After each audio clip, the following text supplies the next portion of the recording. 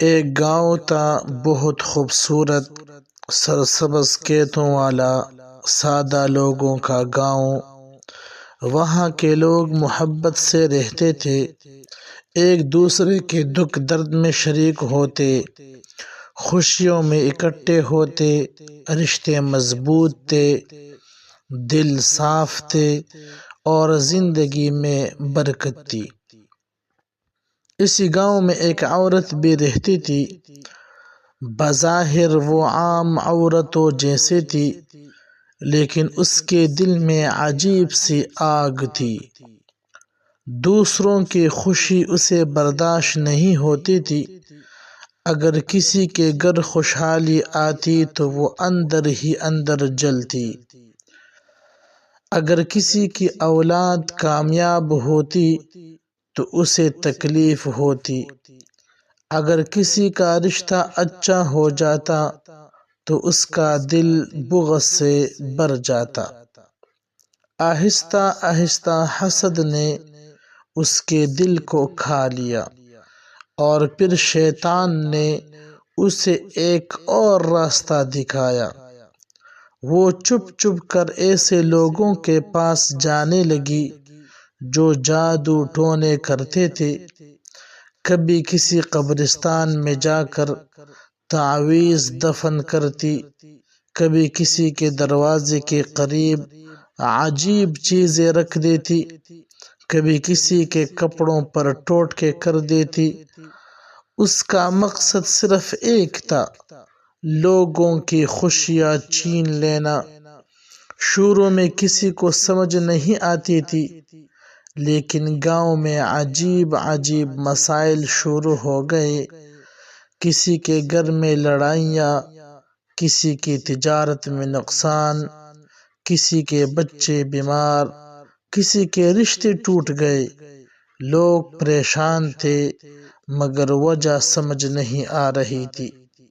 وقت گزرتا گیا اور وہ عورت سمجھتی رہی کہ وہ کامیاب ہو رہی ہے، لیکن ایک بات وہ بھول گئی تھی، اللہ تعالی کی پکڑ۔ چند سال بعد اس کے اپنے گھر میں مسائل شروع ہو گئے۔ اس کے شوہر بیمار رہنے لگے، اولاد نافرمان ہو گئی، گھر میں سکون ختم ہو گیا۔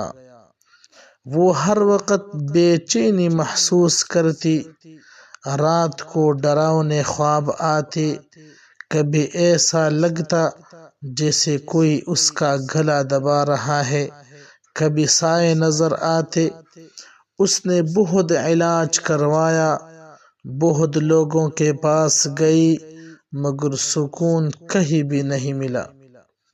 آخر کسی نے اسے مشورہ دیا کہ آپ ایسا کرو کہ اللہ تعالی کی گھر کے لیے عمرہ کرنے کے لیے چلے جاؤ، شاید اللہ کا گھر دیکھنے سے سکون مل جائے۔ وہ خوش ہو گئی۔ اس نے سوچا شاید یہی وہ حل ہے۔ وہ عمرہ کے سفر پر روانہ ہو گئی، دل میں امید تھی کہ اب سب ٹھیک ہو جائے گا۔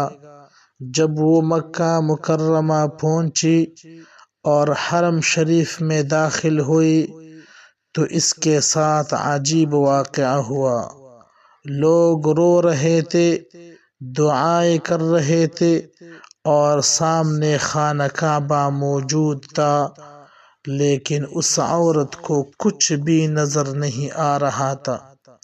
وہ ادھر دیکھتی ادھر دیکھتی، لوگ کہتے وہ سامنے کعبہ ہے، مگر اس کی آنکھوں کو صرف خالی جگہ نظر آتی۔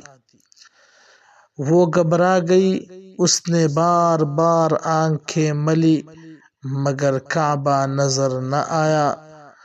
اس وقت اسے اپنے سارے اعمال یاد آ گئے، لوگوں کے گھر اجاڑنا، رشتوں میں نفرت ڈالنا، جادو کے ذریعے تکلیف دینا۔ اس کے دل میں آواز آئی، تم نے میرے بندوں کے دلوں کو اندھیرا کیا، آج میں نے تمہاری آنکھوں سے اپنا گھر چھپا دیا۔ وہ وہیں بیٹھ کر رونے لگی، چیخ چیخ کر توبہ کرنے لگی، لیکن دل کا بوجھ کم نہ ہوا۔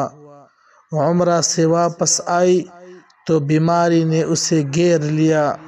عجیب تکلیفیں شروع ہو گئی، کبھی جسم میں جلن، کبھی سانس روکنے لگتی، کبھی بے ہوش ہو جاتی۔ ڈاکٹروں کو کچھ سمجھ نہ آتا تھا۔ آخر ایک رات اس کی حالت بہت خراب ہو گئی۔ وہ چیخ رہی تھی، ایسے جیسے کوئی اسے کھینچ رہا ہو، اور اسی حالت میں اس کی موت واقع ہو گئی۔ گاؤں والوں نے جب اس کی زندگی کے راز سنے تو سب کانپ اٹھے۔ لوگوں کو سمجھ آ گیا کہ حسد، بغض اور جادو صرف دوسروں کو ہی نہیں، خود انسان کو بھی تباہ کر دیتا ہے۔ اس کہانی سے ہمیں یہ سبق واضح ہو گیا کہ کسی کا گھر برباد کرنے والا کبھی آباد نہیں رہتا، کسی کو تکلیف دینے والا سکون نہیں پاتا، اور اللہ کے بندوں کو رلانے والا اللہ کی رحمت سے دور ہو جاتا ہے۔ دل صاف رکھیے، دوسروں کی خوشی میں خوش ہونا سیکھیے، اور یاد رکھیے اللہ دیر کرتا ہے، اندیر نہیں کرتا۔ یہ رمضان المبارک کا مہینہ شروع ہو چکا ہے۔ اگر کوئی بھی اسی طرح کے اعمال میں مبتلا ہے، جادو ٹونا میں، یا کسی اور سے کروا رہا ہے، تو برائے مہربانی اس رمضان المبارک کے مہینے میں اللہ تعالی تمام گناہوں کو معاف فرما دیتا ہے۔ تو ان کو چاہیے کہ سچے دل سے توبہ کرے، اللہ کے در گڑ گڑائے، اور اپنی خطاؤں کو اللہ تعالی پر معاف کرائے، اور آئندہ ایسے لوگوں سے دور رہے، نہ کسی کے پاس جائے، نہ ایسے لوگوں سے تعلق رکھے، کیونکہ یہ ایسے لوگ ہوتے ہیں کہ اللہ ان پر ناراض ہوتے ہیں، اور پھر ان کا انجام ایسا ہی بن جاتا ہے کہ دنیا میں بھی تنگی آ جاتی ہے، موت کے وقت بھی تنگی آ جاتی ہے، اور حشر اور قبر میں بھی ان پر تنگی آ جاتی ہے۔ اللہ تعالی ہم سب کو ان تمام آفات سے اپنے حفظ و امان میں رکھے۔